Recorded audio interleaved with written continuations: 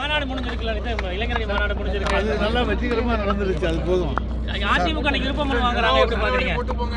அதிமுக விருப்பமனு வாங்குறாங்க, எப்படி அட்வான்ஸா வாங்குறாங்க, எப்படி பாக்குறீங்க? அதாவது அவங்களுக்கு ஆள் இருக்கான்னு பார்க்குறாங்க, ஆளை தேடி பிடிச்சி விடுங்க அப்படிங்கிறதுக்காக வேண்டி அட்வான்ஸாக யாரும் கட்சியை விட்டு போயிடக்கூடாதுங்கிறதுக்காக வேண்டி விருப்பமனு வாங்குறாங்க. அது தவிர வேறு ஒன்றும் இல்லை. அட்வான்ஸாகவே விருப்பமனு வாங்குறதுக்கு இதுதான் அடிப்படை காரணம். முதலமைச்சர் பேசியிருக்காரு சார். யாராக இருந்தாலும் நாங்கள் அன்பாக தான் சார் அரவணைப்போம். நாங்கள் யாருக்கிட்டையும் எதிர்ப்பு காமிக்கிற கட்சியே நாங்கள் கிடையாது. எல்லோரையும் தோழமையோடு அரவணைக்கின்றவர்கள் தான் நாங்கள்.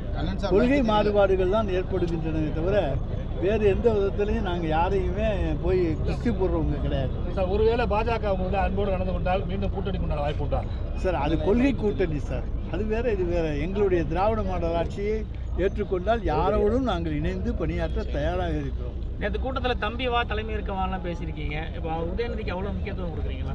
ஏன் சார், தலைவருக்கு அடுத்ததாக இளந்தலைவர். அதனால் இந்த எங்களுடைய இயக்கத்தினுடைய அத்தனை 2 கோடி தொண்டர்கள் 2.5 கோடி தொண்டர்கள் இன்றைக்கு சேர்த்துருக்கிறோம். அத்தனை பேரும் முழு மனதாக உதயநிதி ஸ்டாலின் இந்த இயக்கத்துக்கு வலுவூட்டக்கூடியவர் என்கின்ற நம்பிக்கையோடு இருக்கிறார்கள். எனவே அவரை தலைமையாக ஏற்றுக்கொள்வதில் எந்த தவறும் கிடையாது. தலைவர், அதற்கு அடுத்த தலைவர் இளந்தலைவர். தொடர்ந்து நம்ம பல்வேறு மீட்டிங்கில் இளைஞரணி கூட்டத்தில் ஆரம்பிச்சு அத்தனை மீட்டிங் போடுறோம். இப்போ இளைஞரணி கூட்டத்துக்கு விஜய் வந்தார் ஒரு காரணத்திற்காகவே இல்லைங்க. நாங்கள் சேலத்தில் 15 லட்சம் பேரை வச்சு ஒரு மிகப்பெரிய ஒரு இளைஞரணி மாநாட்டை, கின்னஸ் சாதனை மாநாட்டை நடத்தி இருக்கிறோம். இளைஞர்கள் திராவிட முன்னேற்ற கழகத்திலே தான் இருக்கிறார்கள் என்பதை எடுத்துக்காட்டுவதற்காக சேலத்திலே நடத்தப்பட்ட மாநாடு என்பதை மறந்து விடாதீர்கள். அதே போல் ஒவ்வொரு ஊரிலையும் பார்த்தீங்கன்னா மண்டல வாரியாக ஏற்கனவே நாடாளுமன்ற தேர்தலுக்கு முன்னாலேயும் இளைஞரணி மாநாடுகள் நடத்தப்பட்டன. எனவே அதன் அடிப்படையில் சட்டமன்ற தேர்தலுக்கு முன்னாலே நடத்தப்படுகிறது. புதுக்கோட்டை நம்ம திருச்சியில் போய் கலந்துக்கிட்டோம். 1 லட்சம் பேர் 1.5 லட்சம் பேருக்கு மேலே இளைஞரணி தொண்டர்கள் மட்டுமே கலந்து கொண்ட மாநாடு. அது முன்னாள் அமைச்சர் விஜயபாஸ்கர் சொல்லியிருக்காரு, காவேரி குண்டு நீங்கள் நிறைவேற்றல, அதற்கு கண்டிச்சு உண்ணாவிரத போராட்டம் நடத்த போகிறோம். எல்லாம் அவர் உண்ணாவிரதம் இருக்கட்டும். அவங்க போட்ட பிளானு என்னங்கிறத அவர் யோசிக்கணும். நாங்கள் பணம் செலவழித்து மாயனூரில் கதவணை கட்டி விட்டோம். 670 கோடி ரூபாய் செலவிலே தலைவர் கலைஞருடைய ஆட்சியிலே கதவணை கட்டப்பட்டு விட்டது. அப்புறம் அதை மாற்றி டைரக்ஷனை மாற்றிவிட்டு அக்விசியேஷனில் கொண்டு வந்து விட்டால் நிலம் இருக்கிறவன் நிலம் தரமாட்டேங்கிறாங்க. நிலம் தர்றவங்க பல மடங்கு விலை கேட்கிறார்கள். எனவே இந்த பிரச்சனை ஓடிக்கொண்டிருப்பதால் தான் அது வர முடியவில்லை. அவங்க நிலம் எடுத்து ஒவ்வொருத்தட்டே பேசி தர சொல்லுங்க, நாங்கள் பணம் கொடுக்க தயாராக இருக்கோம். அமித்ஷா மோடி ஜனவரி மாதத்தில் தொடர்ச்சியாக போகிறாங்க. அமித்ஷா மோடி ஜனவரி மாதத்தில் சார், இனிமேல் அவங்க தமிழ்நாட்டுக்கு படையெடுத்து வந்து தான் தீரணும். ஏன்னா ஏதாவது தங்களுடைய கட்சியினுடைய டெபாசிட்டையாவது காப்பாற்றிக் கொள்ள வேண்டும் என்பதற்காக அமித்ஷாவும் மோடியும் தமிழ்நாட்டுக்கு படையெடுத்து வந்து கொண்டு தான் இருக்க வேண்டும். ஆனால் எந்த பணமும் கொண்டுகிட்டு வரமாட்டாங்க. நம்ம பணம் நமக்கு, ஆனால் அந்த பணத்தை அவங்க வச்சுக்கிறாங்க, மற்ற மாநிலத்துக்கு செலவழிக்கிறாங்க. நம்மளுடைய பணத்தை மற்ற மாநிலங்களுக்கு செலவு செய்வதற்காக வருகின்றவர்கள் தான் அவர்கள் தவிர இங்கே நமக்காக எந்த பணத்தையும் அவர்கள் தமிழ்நாட்டிலே உறுதியாக நாங்கள் பீகாரை போல துறை தெரியும்னு சொல்லியிருக்காங்க. சார், பீகார் வேறு, தமிழ்நாடு வேறு. தமிழ்நாட்டிலே வேறு எந்த இயக்கமும் காலூன்ற முடியாது. இது திராவிட இயக்கத்தினுடைய வரலாற்று மிக்க பூமி.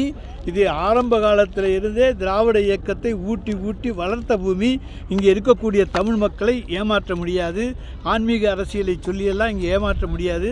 நாங்கள் ஆன்மீக அரசியலுக்கு எதிரிகள் அல்ல என்பது தமிழ் உணர்வுக்குள்ள அத்தனை வாக்காள மக்களுக்கும் நன்றாக தெரியும்.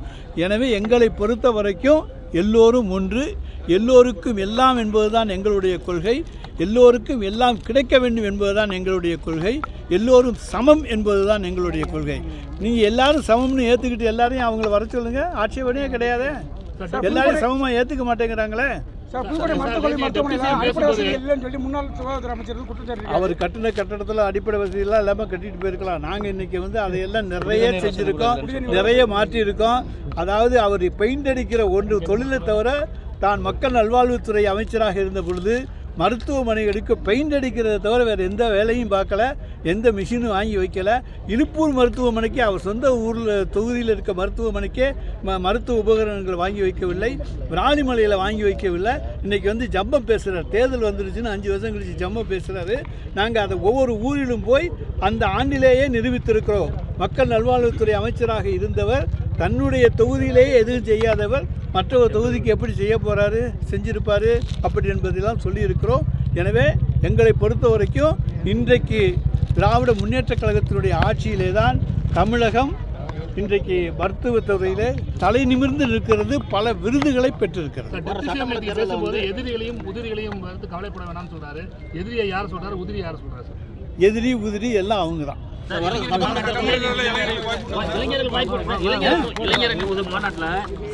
இளைஞர்களுக்கு அதிக வாய்ப்பு கோரிக்கை வருது. அப்போ முதியவர்களும் வந்து அதாவது வயசானவங்க திமுக ஓரங்கட்டப்படுறாங்களா சார்? இல்லை சார், எல்லாருக்கும் ஈக்குவல் சம உரிமை கொடுங்கன்னு கேட்குறாங்க. எல்லாரும் இளைஞர்களும் வரணும்ல. கட்சியை நாளைக்கு பலப்படுத்த இளைஞர்கள் தேவையில்லையா? எனவே இளைஞர்களுக்கு வாய்ப்பு கொடுங்கள் என்று கேட்கின்ற உரிமை இளைஞரணி செயலாளருக்கு உண்டு. எனவே தன்னுடைய உரிமையை அவர் இளைஞரணி செயலாளர் கேட்கிறார். நேற்றோட எஸ்ஐஆரோட இது முடிஞ்சிருச்சு. இதில் வந்து ஏதாவது சிக்கல் இருந்துச்சுன்னா நம்ம அதுக்கு அப்பீல் ஏதாச்சும் பண்ணுவோமா, என்ன பண்ணுவோம் சார்? இப்போ திருப்பி வாக்காளர் பட்டியல் வெளிவரும்.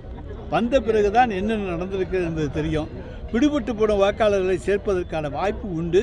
எனவே திராவிட முன்னேற்றக் கழகம் என்றைக்குமே களப்பணியிலே முதல் இடத்தில் இருக்கும். ஒரு வாக்காளர் விடாமல், அவர் அதிமுகவா பாஜகவா அதை பற்றியெல்லாம் கவலைப்பட மாட்டோம். எல்லா வாக்காளர்களையும் சேர்க்கிற கட்சி தான் திராவிட முன்னேற்றக் கழகம். எங்கள் கட்சியை மட்டும் சேர்க்க மாட்டோம், எல்லாரையும் சேர்க்க.